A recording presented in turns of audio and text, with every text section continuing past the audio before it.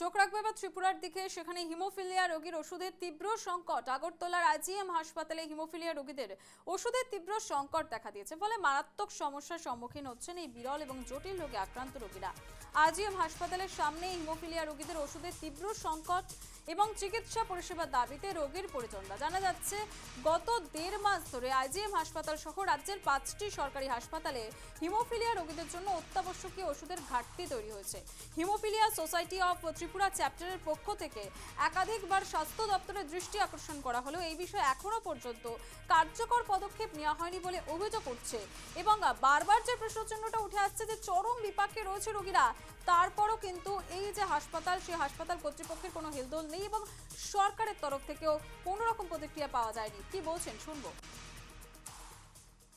মাননীয় মুখ্যমন্ত্রীর কাছে এতটুকুই আবেদন যে আমাদের যে বাচ্চাগুলো আছে, যারা পড়াশোনা করছে, যারা ছোট বাচ্চা বা বলো যারা চলাফেরা করছে, বড়দের কথাও বলছি, যারা পেশেন্ট আছে তাদেরকে যদি আপগ্রেডেড যেই মেডিসিনটা এখন নন ফ্যাক্টর থেরাপিতে ইউজ হয় ওই মেডিসিনটা, আর যারা ফ্যাক্টর 9 আছে তাদের জন্য ইএচএল যে মেডিসিনটা আছে ওইটা দিয়ে যদি আমাদের কোয়ালিটি অফ লাইফটা ইমপ্রুভমেন্ট করতে হেল্প করা, সাহায্য করা, এতটুকুই আমার দাবি যে এই মেডিসিনগুলো তাড়াতাড়ি যাতে প্রোভাইড করে ওদেরকে একটু সাহায্য করা। ওদের দেখুন, আমাদের মেডিসিনটা আপনার আমাদের যে নোডাল হসপিটাল, যেটাকে আমরা আইজিএম বলি, এখানে কিছু পরিমাণ রাখা হয়েছে, কিছু পরিমাণ আছে যেটা আপনার ইমার্জেন্সি পারপাসে অনলি ইউজ করা যাবে। আমাদের এইরকম ট্রিটমেন্ট সেন্টার ত্রিপুরার মধ্যে 5টা ট্রিটমেন্ট সেন্টার আছে, ওইগুলাতে মেডিসিন অ্যাভেলেবল নাই এবং 1-2টা করে ভাইল রেখেছে যদি ইমার্জেন্সি কোনো পেশেন্ট আছে যেন ইউজ করতে পারে। কিন্তু কথা হচ্ছে এই মেডিসিনটা আপনার আমাদের প্রতিনিয়ত দরকার পড়ে। সপ্তাহে আমাদের মিনিমাম 2টা থেকে 3টা ডোজ নিতে হয়, সেই জায়গাতে আমরা পাচ্ছি না। হ্যাঁ, আমরা যখন কেউ আমাদের জিজ্ঞেস করে মেডিসিনটা কি অ্যাভেলেবেল আছে, তো ম্যাক্সিমাম ক্ষেত্রে আমাদের বলে যে মেডিসিনটা আছে, কিন্তু মেডিসিনটা আছে কিন্তু এটা আমরা ইউজ করতে পারছি না, আমাদেরকে দেওয়া হচ্ছে না। এবং যখনই আমরা যাচ্ছি আমাদের বলছে আইজিএম এ আসতে। এখন একটা লোক বিলোনিয়া থেকে, সাবরুম থেকে, আপনার কোলাই থেকে, ধর্মনগর থেকে, এই জায়গাগুলো থেকে এত দূরে রোজ দিন কি আসা যাওয়া করা সম্ভব না, পসিবল না। এটা একটা। আরেকটা হচ্ছে নোডাল সেন্টার যেটা আছে সেখানেও অনেক কম পরিমাণ মেডিসিন আছে এবং যেই ডোজটা প্রয়োজন হয় একটা পেশেন্টের জন্য সেই ডোজটা পাচ্ছে না।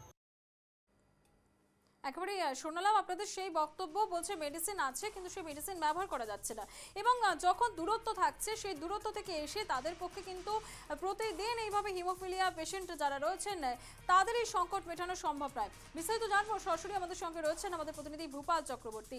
ভূপাল, যে অভিযোগ উঠে আসছে রোগীর আত্মীয় স্বজনদের তরফ থেকে যে কোথাও বা ওষুধ আছে তা ব্যবহারের যোগ্য নয়, কোথাও আবার ওষুধই মিলছে না, স্বাস্থ্য পরিষেবা এতটা ঘাটতি কেন?